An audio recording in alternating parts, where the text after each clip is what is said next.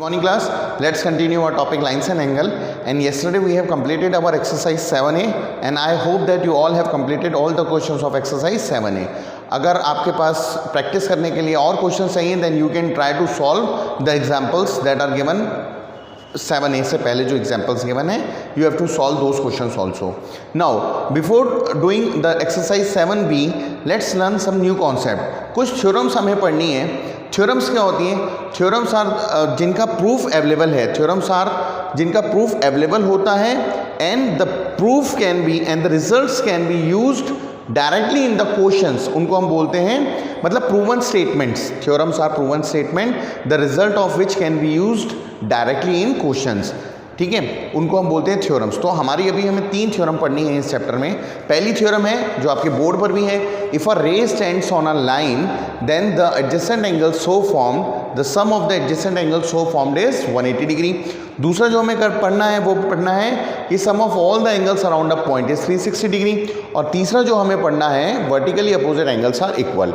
ठीक है, तो let's continue the first theorem. Let's start the first theorem. If a ray stands on a line, रे क्या होता है? जैसे आपको पता है सन रे, टॉर्च की रे, तो जिसका एक सोर्स होता है, एक पॉइंट फिक्स रहता है और दूसरे पॉइंट पर वो निकलती है. जैसे सूरज की रोशनी, तो सूरज जो है वो ओरिजिन है और सूरज की रोशनी धरती पर आती है, सूरज की रे आती है, तो दैट इज कॉल्ड अ सन रे. ठीक है, वैसे ही टॉर्च, तो रे जिसका एक पॉइंट फिक्स होता है और दूसरा उसको एक्सटेंड कर लिया जाता है. तो कह रहा है if a ray stands on a line, और लाइन मैंने आपको बताया था विच can be extended in both the direction. तो सपोज मैंने एक लाइन बनाई, इस लाइन का मैंने नाम दिया ए बी.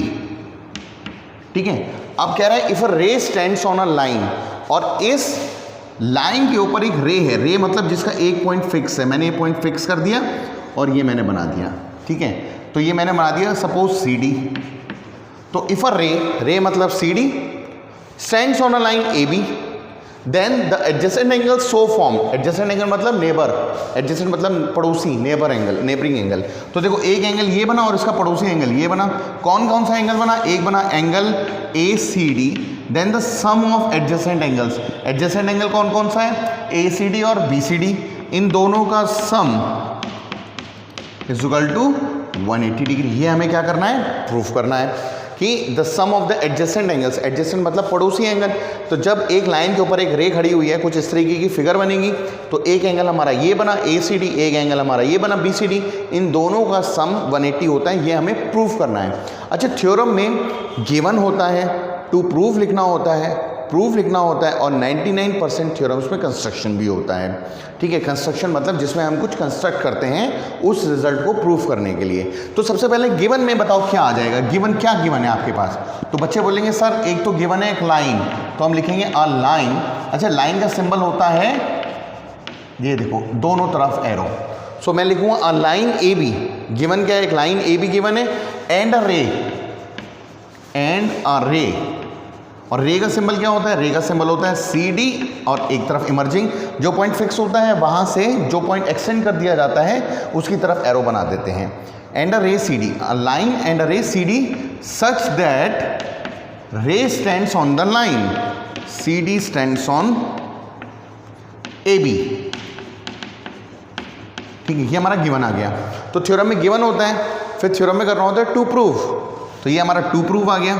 क्या प्रूव करना है? कि जो एडजेसेंट एंगल्स बने हैं इन दोनों का सम 180 है. तो ये हमें टू प्रूफ करना होता है. अच्छा, और 99% थ्योरम्स में हमें कंस्ट्रक्शन की ज़रूरत पड़ती है. तो इसमें मैंने कंस्ट्रक्शन कर दिया. कंस्ट्रक्शन मैंने क्या कर दिया कि एक मैंने ओ सी परपेंडिकुलर, एक मैंने ओ सी बनाया जो परपेंडिकुलर है ए बी पर. तो मैंने कंस्ट्रक्शन में क्या किया? Draw O C perpendicular. Perpendicular मतलब which makes angle of 90 degree. Draw O C perpendicular on line A B. इसका मतलब ये एंगल, अब मैं इसको मिटा दे रहा हूँ, देखो इसका मतलब ये एंगल 90 हो जाएगा और ये वाला एंगल भी 90 हो जाएगा. चलो अब हम इसका करते हैं प्रूफ. पर प्रूफ करने से पहले मुझे आपको 2 चीज़ें बतानी है. एक मुझे बताना है आपको एडजेसेंट एंगल्स. तो देखो एडजेसेंट एंगल मतलब पड़ोसी एंगल. मैंने ये एक बनाया ए, एक बनाया ओ, एक बनाया सी, और इसमें मैंने एक बना दिया बी. तो देखो क्या ये दोनों एंगल यानी ए ओ बी और बी ओ सी हमारे एडजेसेंट एंगल्स होंगे? बिल्कुल होंगे. तो एडजेसेंट एंगल में सेम वर्टेक्स होती है, सेम कॉमन आर्म होती है. अच्छा, अब एक चीज़ आपने क्लास 8 में पढ़ी होगी, एडजेसेंट का मतलब पड़ोसी। तो देखो इसका पड़ोसी ये हो गया, तो ये दोनों पड़ोसी एंगल्स हैं। फिर आपने क्लास 8 में एक चीज़ पढ़ी होगी, लीनियर पेयर। लीनियर पेयर मतलब देखो, लीनियर पेयर मतलब जैसे ये एक लाइन है और मैंने एक रे बना दी, यही वाली फिगर, तो ये एंगल और ये एंगल हमारा लीनियर पेयर कहलाता है। अच्छा, इसको लीनियर पेयर भी बोलते हैं। अब ये बताइए, क्या ये एडजेसेंट एंगल्स हैं? ये एडजेसेंट एंगल्स भी हैं, पर लीनियर पेयर और एडजेसेंट एंगल्स में डिफरेंस ये होता है कि एडजेसेंट एंगल्स में जो कॉमन आर्म होती है, जैसे कॉमन आर्म है वो 180 नहीं बनाती, इसमें देखो ये 180 बना देती है। तो ये वाले एंगल्स जो होते हैं ये भी एडजेसेंट एंगल्स होते हैं। तो द एडजेसेंट एंगल्स, ठीक है, और जिसमें 180 का एंगल बनता है that is called a linear pair. इसको हम बोलते हैं एडजेसेंट एंगल्स और इसको हम बोलते हैं लीनियर पेयर। तो बेसिकली ये हमारा लीनियर पेयर का प्रूफ है, ठीक है। चलो, तो अब इसका प्रूफ करने के लिए हम यहां पर स्टार्ट करते हैं प्रूफ, ठीक है। बहुत ध्यान से देखना होगा आपको प्रूफ। अच्छा, अब देखो आपको क्या एक एंगल दिख रहा है, देखो मुझे बताओ ये वाला एंगल कितना होगा, ACO, ये 90 डिग्री होगा। मैं यहाँ पर लिख दे रहा हूँ angle ACO is equal to 90 degree. क्यों होगा 90? क्योंकि अभी आपने परपेंडिकुलर बनाया OC, और परपेंडिकुलर क्या होता है, 90 डिग्री का एंगल बनाता है। अच्छा, अगर ACO 90 है तो क्या आप मुझे बता सकते हैं OCB कितना होगा? तो बच्चे बोलेंगे सर OCB भी तो 90 डिग्री होगा। बिल्कुल सही बात है, ये मैंने आपके लिए लिख दिया है। अब देखो प्रूफ में देखो ACD एंगल को देखो, हमें यहाँ पर ACD चाहिए, तो ACD जो चाहिए हमें वहीं से शुरू करते हैं। एंगल ACD को देखो, एंगल ACD को मुझे तोड़ के लिखना है। एंगल A देखो ACD को मुझे तोड़ के लिखना है दो एंगल्स की फॉर्म में। तो मैं क्या क्या लिखूंगा, तो देखो ACD को बच्चे बोलेंगे सर आप इसको लिख सकते हैं ACO प्लस OCD, ठीक है, तो लिख दो। तो इसको हम लिख सकते हैं angle ACO plus angle OCD। बिल्कुल सही बात है, ACD को तोड़ के लिखना है ACO प्लस OCD। अब सिमिलरली BCD को तोड़ के लिखना है, BCD को, अब BCD देखो BCD को तोड़ के लिखना है। तो बच्चे बोलेंगे सर इसको आप ऐसे लिख सकते हो BCO माइनस OCD, ठीक है। देखो इसमें इन दोनों एंगल का सम हो गया, इसमें बड़े में से छोटे वाले एंगल को माइनस कर दिया। तो BCD को हम लिख सकते हैं BCO minus OCD। This is equation number 1, this is equation number 2। अब मैंने इन दोनों इक्वेशन को ऐड कर दिया। सो एडिंग 1 एंड 2, तो क्या बना, एंगल ACD लेफ्ट वाला लेफ्ट में ऐड होता है, इक्वल के राइट वाला इक्वल के राइट में ऐड होता है। तो ये दोनों चीज़ें एक साथ ऐड हो जाएंगी।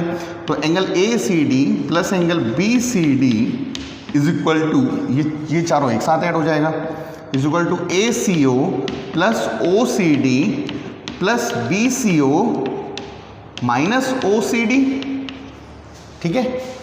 अब देखो OCD and OCD will cancel out, क्योंकि एक माइनस का एक प्लस का है।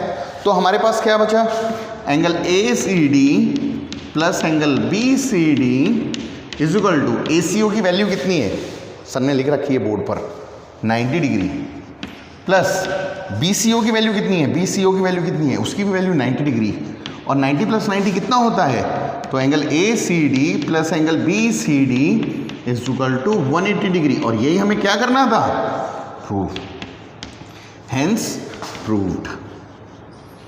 Is that clear? तो बेसिकली कुछ नहीं करना, इस वाले एंगल को ब्रेक करके लिखो, इस वाले एंगल को ब्रेक करके लिखो, एक प्लस में बनेगा एक माइनस में बनेगा। प्लस मतलब इस एंगल का और इस एंगल का सम, माइनस मतलब इस पूरे एंगल में से इस एंगल को माइनस कर दो, तो ये दोनों एंगल कॉमन है, वो कैंसिल आउट हो जाएगा।